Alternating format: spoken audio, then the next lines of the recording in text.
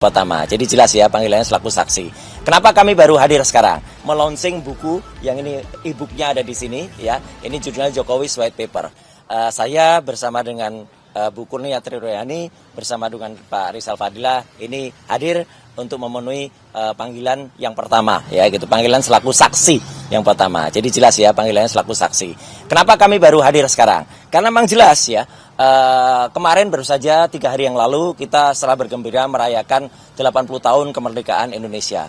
Dan 80 tahun kemerdekaan Indonesia itu adalah kebetulan saya bertiga, ya kami bertiga, saya, Dr. Resmond dan juga Dr. Tifa itu melaunching buku yang ini e-booknya ada di sini ya. Ini judulnya Jokowi's White Paper. Alhamdulillah sukses tetap bisa di launching ya secara soft launching meskipun dengan tadi yang sampaikan Pak Kosinudin dengan berbagai intimidasi. Intimidasi yang pertama adalah kami sudah mendapatkan ruang booking itu di ruang Nusantara di UC, University Club di UGM.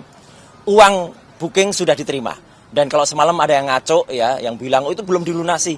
Mana ada penggunaan gedung terus dilunasi duluan, semua makanan dibayar semuanya ya. Itu orang picik yang mengatakan begitu ya. Semua selesai baru dibayar. Jadi booking sudah kita lakukan, tapi mendadak kita dengar kabar minggu malam tanggal 17 Agustus. 17 Agustus loh, kita sedang merayakan 80 tahun kemerdekaan Indonesia, tiba-tiba gedung itu disatroni. Saya bilang disatroni karena katanya nggak resmi. Ada petugas dari Polsek setempat itu datang dan kemudian melakukan intimidasi dan lain sebagainya, interogasi. Dan akhirnya pagi-pagi, Senin pagi, pada hari H kami akan menyelenggarakan, tiba-tiba panitia memberikan informasi ruang itu nggak bisa dipakai. Ya sudah, karena ruangannya nggak bisa dipakai, kita pakai coffee shop. Teman-teman tahu kalau di coffee shop itu siapa aja boleh masuk. Siapa aja boleh pesan makan, siapa aja boleh pesan minum. Ya kita pesan makan, minum, dan kita karena tamu-tamu sudah datang dan diantara tamu itu ada Pak Jenderal Tresno Sudarto, ada Mas Refli Harun, ada juga Pak Saididu. Ya kita kan nggak mungkin menolak beliau-beliau itu terus kemudian Pak kita pindah. Ya udah kita di situ aja atau kita makan-makan di situ. Nah disitulah tiba-tiba ada peristiwa yaitu, dan ini peristiwa sangat menyesakkan. Sekali lagi tolong diingat ya. Baru kali ini kita ngalami setelah lagu Kebangsaan Indonesia Raya kita nyanyikan, setelah himne Gajah Mada kita nyanyikan, ya saat doa kepada Tuhan yang Maha Kuasa, kepada Allah Subhanahu Wa Taala, lampunya dan AC-nya dimatikan oleh oknum. Ini kan luar biasa jahatnya, luar biasa tidak bermoralnya, luar biasa tidak beragamanya oknum yang melakukan itu. Ya, gitu. Tapi kami tetap terus. Terima kasih atas bantuan media, terima kasih atas bantuan teman-teman YouTuber, lampu-lampu Anda menerangi kehidupan kami, menerangi kehidupan kita semua, dan itulah lampu yang menerangi peristiwa kita ketika kita soft launch sampai dengan selesai. Juga mikrofon juga tetap on karena kita pakai wireless yang sudah kita antisipasi pakai baterai. Lebih jahat lagi ya, kemarin ya, jadi sehari setelah kejadian kemarin itu yaitu pada tanggal 19 ya, kami menyampaikan pertanyaan, sebuah surat pertanyaan kepada Rektor UGM. Ya, diwakili oleh Pak Resmond dan juga diwakili Bu Tifa karena saya ada di sini. Ternyata apa? Mau masuk ke lantai 2 saja di gedung pusat UGM aja dihalang-halangi oleh satpam yang banyak sekali dan tidak boleh naik gitu, kayak penjahat saja. Ini sudah kriminalisasi. Seperti tadi kata Pak Kosinudin, orang yang tidak berbuat jahat kemudian dianggap berbuat jahat.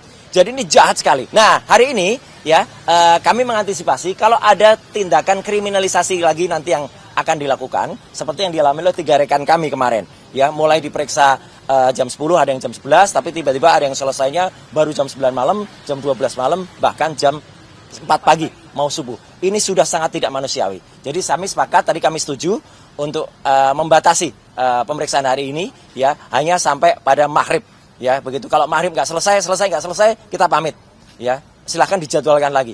Jadwalkan lagi itu berarti tetap pemeriksaan yang pertama, tidak berarti pemeriksaan yang ketiga ya gitu, atau mundur kedua. Itu clear ya. Dan jadi hari ini kami akan jawab semua pertanyaan sesuai dengan apa yang sudah tertulis dan tersurat di dalam surat panggilan. Pertanyaan yang tidak ada hubungannya dengan yang ada di surat, yaitu tanggal 22 Januari 2025, tidak akan kami jawab. Clear ya? Karena kami itu sifatnya saksi. Saksi itu hanya melihat dan mendengar apa yang dia dengar, apa yang dia lihat. Kalau tanggal 22 itu kami tidak mendengar apapun, tidak melihat apapun, dan tidak ada di lokasi itu, ya kami nggak boleh menjawab. Saksi tidak boleh berpendapat. Yang boleh berpendapat itu ahli. Ya, kami bukan ahli di sini. Kami itu saksi yang dimintai keterangannya, bukan dimintai pendapatnya. Lagian yang sangat tidak profesional, ya saya tambahkan tadi yang disampaikan Pak Kosinudin, dulu ketika kami diklarifikasi, tanggalnya berbeda. Tanggalnya, lokus dan tempusnya, jadi tempusnya waktu itu adalah tanggal 26 Maret 2025. Sekarang tanggalnya berbeda, 22 Januari. Ini apa kok ada perubahan? Berarti peristiwanya nggak jelas. Yang dilaporkan itu tidak jelas. Berarti, jadi yang pelapor tidak mengerti tanggalnya di mana. Ini nggak boleh. Yang namanya pencemaran nama baik, yang namanya dia kemudian fitnah, itu harus dia mengalami, harus dia kesini kan teman-teman sudah tahu. Katanya pelapornya bukan saya yang mengatakan, itu pengecut namanya. Dia justru membenturkan sesama anak bangsa, membenturkan penyidik Polda Metro Jaya untuk mencari-cari, ya gitu, kepada pasal-pasal yang ada. Dan yang satu lagi yang ada kelompok yang namanya tadi Peradi Bersatu atau Peradi Bercerai tadi, ya itu mereka bahkan kemudian tidak menggunakan kelompoknya, tapi kemudian menggunakan sendiri. Dan mereka juga tidak profesional. Tadi katanya ada 5 orang yang melaporkan, ada yang di Depok, ada yang di Jakarta Pusat, Jakarta. Ternyata sudah polisi sudah capek-capek manggilin saksi-saksi, kemudian ternyata yang 2 dibatalkan. Ya, mereka menarik laporannya. Ini kan penghinaan terhadap kepolisian. Ya, lapor tapi kemudian, dan ada lagi penghinaan. Salah satu orang yang sering datang kemudian memberikan kesaksian, itulah orang yang namanya Sylvester Matutina. Penghinaan karena dia adalah terpidana. Orang yang terpidana selain tidak boleh menjadi komisaris, juga tidak bisa memberikan keterangan. Keterangannya harus cabut, apalagi dia memberikan keterangan yang konon sangat esensial ketika peristiwa di Solo. Itu nggak boleh, harus dianggap. Karena apa? Kalau dia masuk penjara, berarti dia nggak ada di peristiwa itu. Jelas kan? Dia nggak bisa memberikan keterangan di situ. Jadi kenapa dia bisa memberikan keterangan? Karena dia melarikan diri, tidak ditahan. Hari ini dia juga lagi mengajukan PK, tapi itu urusan lain. Kalau sampai negara mengizinkan PK dia, malu sekali negara ini. Orang yang mengajukan PK itu harus menjalani eksekusi dulu. Tapi saya kembali ke sini, ya terakhir yang ingin saya sampaikan.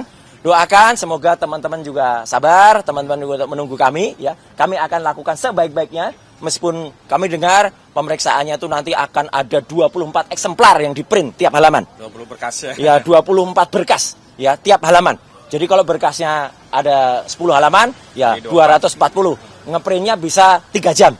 Ya gitu. Jadi moga-moga kalau memang pelapornya itu memang punya niat baik, ya, dia tidak akan mengerjain petugas kepolisian Polda Metro Jaya untuk mengerjakan hal yang konyol. Sekali lagi ini hal konyol karena pelapornya tidak tahu apa yang dia laporkan, ya, dia katanya tidak mengerti orang-orangnya, dia mengubah tanggalnya, ya, apakah Polda Metro ataukah pelapor yang ubah tanggal, dan para pelapor yang lain, ya, para termul-termul ini, ya, itu kemudian mencabut laporannya, ada yang mencabut laporannya.